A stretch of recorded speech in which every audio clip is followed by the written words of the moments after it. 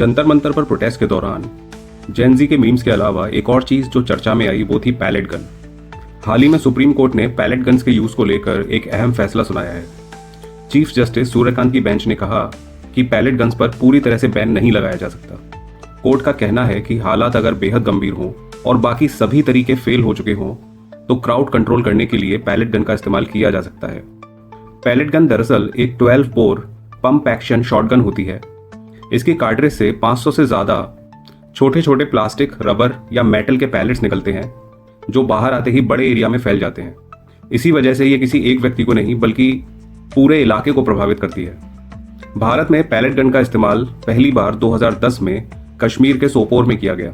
उस समय की केंद्र सरकार ने जम्मू कश्मीर में हो रहे हिंसक प्रदर्शनों को कंट्रोल करने के लिए पैलेट गन को एक लेस लीथल वेपन के रूप में इंट्रोड्यूस किया। बाद में सीआरपीएफ और रैपिड एक्शन फोर्स ने भी इसका इस्तेमाल किया। सरकार का दावा है कि पैलेट गन का इस्तेमाल आमतौर पर भीड़ को कंट्रोल करने के लिए किया जाता है, किसी की जान लेने के लिए नहीं। लेकिन कई केसेस में पैलेट गन काफी खतरनाक साबित हो सकती है। अगर इन्हें नजदीक से कमर के ऊपर वाले हिस्से पर चलाया जाए तो आंखें, चेहरे, गर्दन और शरीर के अंदरूनी पार्ट्स को सीरियस इंजरीज हो सकती हैं। यहाँ तक कि लोगों की आंखों की रोशनी परमानेंटली जा सकती है।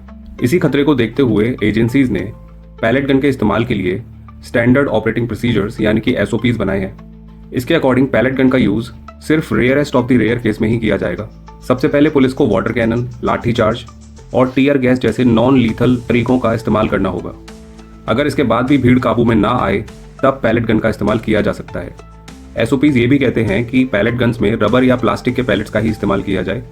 मेटेलिक पैलेट्स का यूज सिर्फ जरूरत पड़ने पर ही हो। इसके अलावा सिक्योरिटी फोर्सेस को ये निर्देश दिए गए हैं कि जहां तक पॉसिबल हो कमर के नीचे या पैरों की तरफ निशाना लगाया जाए ताकि सिर और आंख जैसे इंपॉर्टेंट पार्ट्स को नुकसान ना पहुंचे। पैलेट गन के इस्तेमाल के दौरान अगर कोई घायल होता है तो उसे तुरंत मेडिकल ट्रीटमेंट देना भी कंपलसरी है। लेकिन सबसे बड़ी प्रॉब्लम यह है कि पैलेट गन के फैलाव को कंट्रोल नहीं किया जा सकता। जब सैकड़ों पैलेट्स एक साथ निकलते हैं, सिर्फ वायलेंट प्रोटेस्टर्स को ही नहीं बल्कि आम राहगीरों और आसपास मौजूद निर्दोष लोगों को भी अपनी चपेट में ले लेती है। यही रीजन है कि यूनाइटेड नेशंस और ह्यूमन राइट्स ऑर्गेनाइजेशंस लगातार पैलेट गन के इस्तेमाल पर सवाल उठाते रहे हैं। उनका मानना है कि अगर किसी हथियार से किसी इंसान की आंखों की रोशनी जा सकती है या वो परमानेंटली हैंडीकैप हो सकता है तो इसे लेस लीथल वेपन कहना सही नहीं होगा।